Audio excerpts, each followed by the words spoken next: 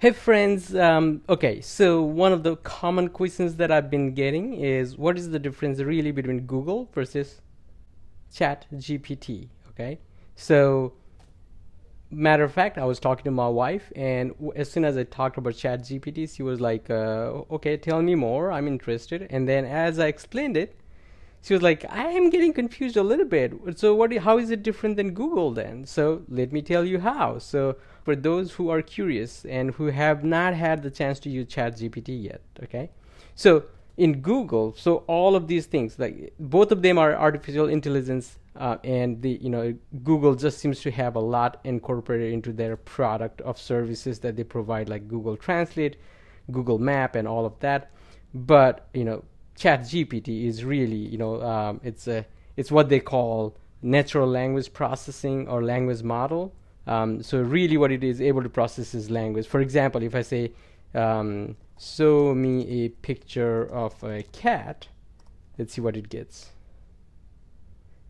You know, it is a little slow to come back because there's a lot of traffic I hear, and I got a warning earlier. But look at that. It says, "I'm sorry, I'm a text-based AI and I don't have capability to show images. However, you can easily find pictures of cats by searching on the internet," right? But if I go to Google and say, "Show me a picture of a cat," see how actually, it does this. This is, by the way, this also is AI, where it says, "Oh, people are searching by this, but so maybe that's what you mean." I'm actually going to say, "Search me a picture of a cat," and then it will give me all the pictures of a cat that it has, right? So let me take it a little further. So if I go here into Google and say, let's say, for example, I'm going to say top skills to have to become a nurse. Okay? So it gives you, one online resource right here from the University of North Dakota, which is saying these are some of the top skills you gotta have. And then it has all of these things, like literally it lists out all of the pages that it has indexed to, for you to really go and click and explore. However, if I go to ChatGPT and do the same thing, what skills? Actually, let me copy the same search from here. Okay, all right, so let me do this and let me show you what it does. The response you get is really as though you are having a conversation with a person.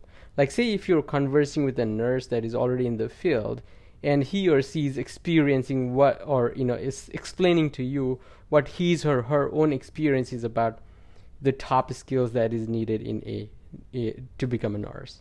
You see, so ChatGPT is more like you're talking to this person that is more of an encyclopedia of knowledge, and just has that, right? So as a matter of fact, I will show you in a second here, like it's saying all of these things, but let's say stop generating, and I'm actually going to say, okay, summarize the top skills. I don't even have to say about the nurse that I just said. I can just say summarize the top skills you listed above. Okay, and it's gonna summarize that for me. Well, in Google you can't do that, right? So it actually gonna say, okay, well, look at that. It will probably end in a sentence. Isn't that interesting? Like, so it actually ended the whole thing in one sentence, right? And it really is trying to summarize what it laid out on the top. With Google, you get a bunch of links, right? You get a bunch of links, and you just have to go in and do your research. Now, so you could argue that that ChatGPT is really doing the thinking for you, right? Which it is.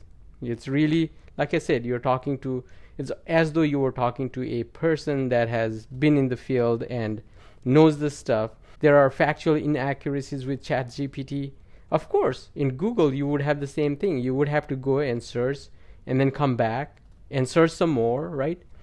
So there's always going to be that. But they are different. They're very different in their own ways. But I thought I would just, go over and show you how they are different.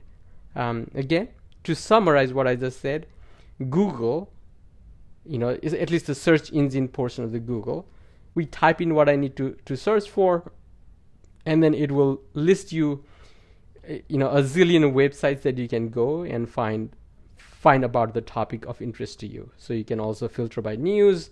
You can also filter by books if you want, and know what books have been written on the topic, which again is great for research, right? I don't know how we lived without Google before Google came around. It's hard to even remember what those days were like.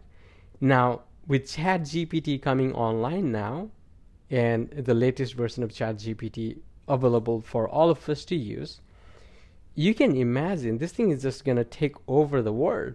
I mean, we just, for all of us that are panicking about what the potentials of this, or screaming about the potentials of this and how it may be misused, those are all valid and legitimate, and we need to think about it. But we also have to learn, just like we coexisted once Google came and became a thing, I think we will find ways to coexist with ChatGPT. So let me know in the comments below if you have been using ChatGPT, and what are the sort of things that you're discovering.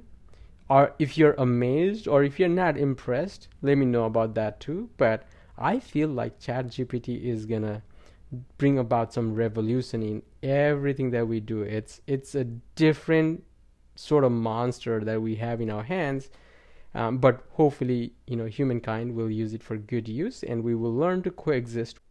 With that said, we will see you on the next video.